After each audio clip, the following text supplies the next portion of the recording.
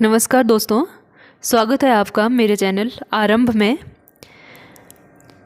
तो आज हम विजय तेंदुलकर द्वारा लिखित नाटक घासीराम कोतवाल के बारे में चर्चा करेंगे।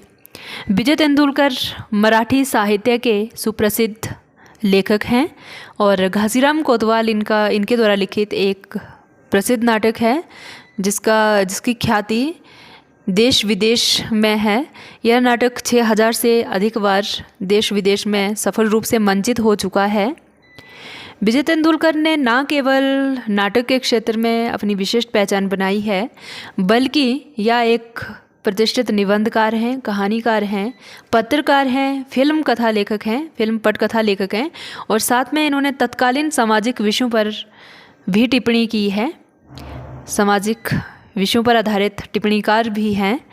ऐसा ही सामाजिक विषयों पर आधारित इनके द्वारा लिखित नाटक है घासीराम कोतवाल, जिसकी कथा वस्तु राजनीतिक हिंसा को दर्शाया गया है। और ये जो घासीराम कोतवाल नाटक है, मराठा के पेशवा सवाई माधोराव के एक मंत्री नाना फडणवीस के जीवन पर आधारित है। नाना फडणवीस इस नाटक के प्रमुख पात्र हैं। अन्य मुख्य पात्र घासीराम सामलदास हैं और अन्य पात्रों में ललिता गौरी है, घासीराम की पत्नी है, सूत्रधार हैं, गुलाबी है जो एक नर्तकी हैं, लावनी गायक हैं, अंग्रेज है इत्यादि। नाटक के बारे में अगर विजय तेंदुलकर की बात करें तो विजय तेंदुलकर ने अपने नाटक घासीराम कोतवाल के बारे में कहा है कि मेरी निगाह में घासीराम कोतवाल एक विशिष्ट समाज स्थिति की ओर संकेत करता है। वह समाज स्थिति न पुरानी है और न नई, न वह किसी भौगोलिक सीमा रेखा में बंधी है, न समय से ही। वह स्थल कालातीत है, इसलिए घासीराम और नाना फडणवीस भी स्थल कालातीत हैं। समाज स्थितियाँ उन्हें जन्म देती हैं और देती रहेंगी। किसी भी युग का नाटककार उनसे अछूता नहीं रह पाएगा। तो इन शब्दों से हमें इस बात का अंदाज़ा तो हम लगा ही रहे हैं कि घासीराम कोतवाल नाटक के बारे में स्वयं विजय तेंदुलकर ने कहा है कि ये नाटक जो है एक विशिष्ट सामाजिक स्थिति पर आधारित है। ये एक विशिष्ट सामाजिक स्थिति की ओर संकेत करता है। और ये सामाजिक स्थिति ऐसा नहीं है कि बहुत पुरानी सामाजिक स्थिति है और ना ही ये सामाजिक स्थिति नई है, बल्कि ये स्थिति कभी भी किसी भी समय कहीं पर भी हो सकती है। ये किसी भी भौगोलिक सीमा रेखा में नहीं बंधी है, ना ही ये समय में बंधी है कि उस समय लिखी गई, जब ये नाटक लिखा गया था तो उस समय की समसामयिक समस्याओं पर आधारित है, बल्कि यह आज के समय में भी यह नाटक जो है इसकी कथा प्रासंगिक है। अर्थात ये जो घासीराम है या नाना फडणवीस है, ये स्थल कालातीत हैं और ये कभी भी किसी भी समय किसी भी स्थान पर प्रकट हो सकते हैं और कोई भी नाटककार जो है इनसे अछूता नहीं रह पाएगा। अर्थात किसी भी नाटककार को उनके बारे में लिखना ही पड़ेगा। तो घासीराम कोतवाल नाटक की अगर शुरुआत की बात करें तो नाटक का जो प्रारंभ है वो गणेश की वंदना से होता है, गणेश स्तुति से होता है और बाद में सरस्वती की वंदना इसमें जोड़ी जाती है।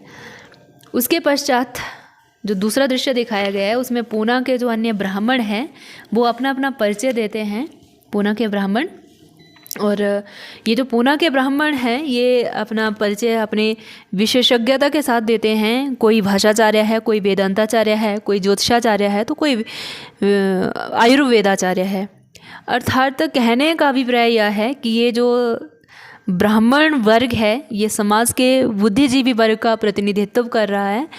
लेकिन दूसरी तरफ विजय तेंदुलकर ने जो ब्राह्मण वर्ग दिखाया गया है उनके द्वारा, वो एक ऐसा वर्ग है जो दो तरह का जीवन यापन कर रहा है, दोयम दर्जे का जीवन जो है वो व्यतीत कर रहा है। इनका जीवन जो है वो दो तरह का है। एक तरफ तो ये दिन में मंदिरों में जाते हैं, भजन कीर्तन करते हैं, और दूसरी तरफ इनका जो जीवन है वो कामुक प्रवृत्ति का है। जो पूना की नर्तकियां हैं उनके पास भी ये जाते हैं और अपनी जो पतिव्रता पत्नियां हैं उनके साथ भी ये रहते हैं, साथ में उनके साथ भी वो मन बहलाते हैं।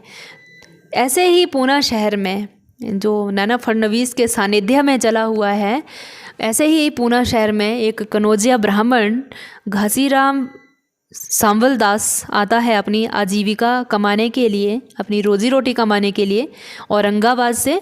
और लेकिन जब वो पूना में आता है तो पूना में उसका जो अनुभव है वो थोड़ा सा अच्छा नहीं रहता है, या कहें कि उनके साथ जो पूना के ब्राह्मण हैं उसके साथ अच्छा बर्ताव नहीं करते हैं, उसे चोरी के इल्ज़ाम में बंदी बनवा दिया जाता है। और जब बंदी बना दिया जाता है तो घासीराम कोतवाल के अंदर एक बदले की भावना, उनके प्रति एक बदले की भावना जागृत होती है, और वो बदला लेने के लिए एक वापस वहाँ से जब वो आता है तो कसम खाकर आता है कि वो वापस आएगा इन लोगों से बदला लेने के लिए, पूना के ब्राह्मणों से बदला लेने के लिए, पूना शहर के लोगों से बदला लेने के लिए वो वापस आएगा। तो जब वापस घासीराम कोतवाल जब पूना शहर आता है तो वो अपनी पुत्री के साथ, जिसका नाम ललिता गौरी है, और अपनी पत्नी के साथ वापस पूना शहर आता है। और क्योंकि पहली बार जब वो पूना शहर आया होता है तो यहाँ का जो मंत्री है, जो नाना फडणवीस है, उसके एक जो प्रवृत्ति है उसके बारे में वो जान जाता है कि वो एक कामुक प्रवृत्ति का व्यक्ति है, किसी भी सुंदर स्त्री के प्रति ललायत हो उठता है, उसे पाने के लिए वो ललायत हो उठता है। तो उसी प्रवृत्ति का, उसी कमजोरी का फ़ायदा उठाने के लिए घासीराम जो है वो अपनी बेटी को लाता है, ललिता गौरी, जो काफ़ी सुंदर है, और उसका वो फ़ायदा उठाता है ललिता गौरी का, और अपना बदला लेने के लिए, अपना बदला चुकाने के लिए ललिता गौरी को एक मोहरे के रूप में वो इस्तेमाल करता है। नाना फडणवीस के आगे एक मोहरे की तरह वो फेंकता है, और नाना फडणवीस जब वो ललिता गौरी की तरफ आकर्षित होते हैं, उसे पाने के लिए ललायत होते हैं, तो नाना फडणवीस के सामने घासीराम शर्त रखता है कि अगर आप मुझे पूना का कोतवाल बना देंगे तो ललिता गौरी को मैं आपके पास भेज दूंगा।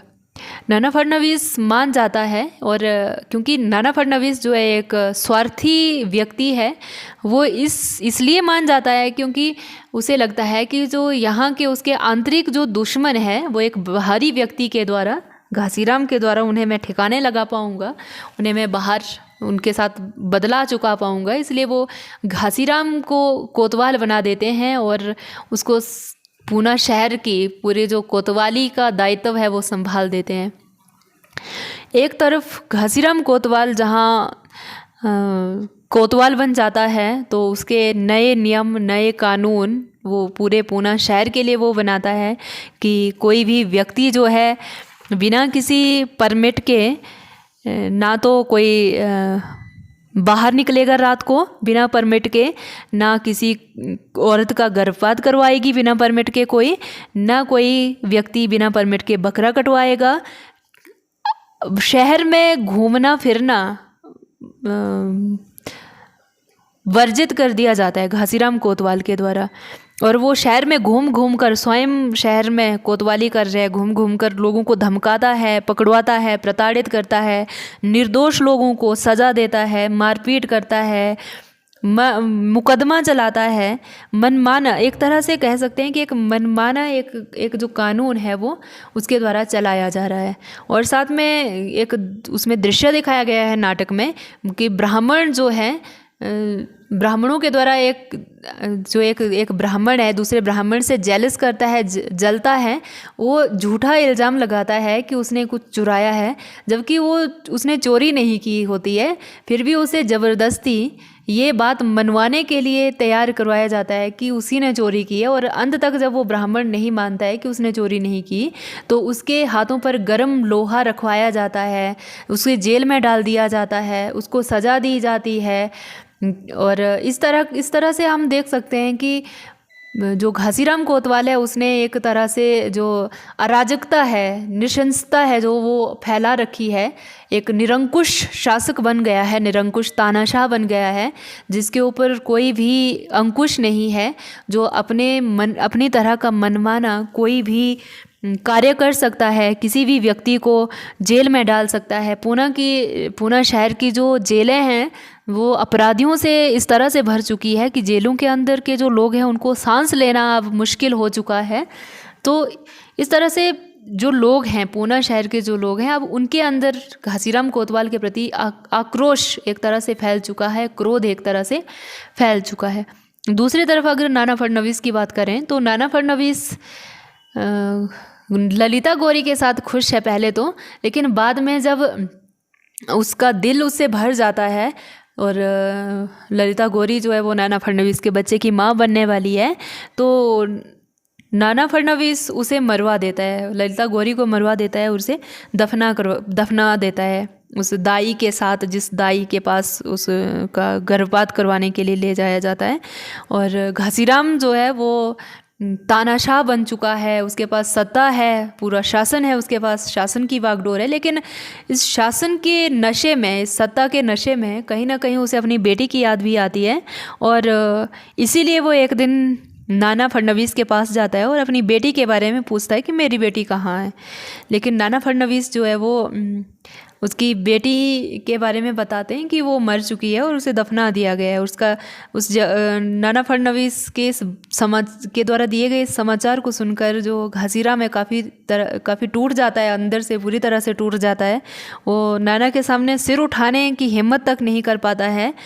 लेकिन नाना जो है उसे, क्योंकि नाना एक राजनीतिज्ञ दर्शाया गया है इसमें, और उसके द्वारा एक जीवन का पाठ पढ़ाया जाता है कि जीवन जो है वो नश्वर है और हमें वही मिलेगा जो हमारे भाग्य में लिखा होगा, हमारे जो कर्म फल है उसी का फल मिलेगा हमें।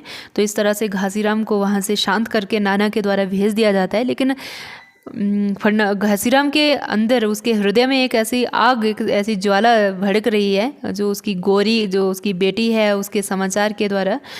दूसरी तरफ जो ब्राह्मण हैं, जिन पूना शहर के लोगों के ऊपर घासीराम ने अत्याचार किए हैं, उनका जो क्रोध है, उनका जो आक्रोश है, अब घासीराम की तरह के विरुद्ध बढ़ गया है।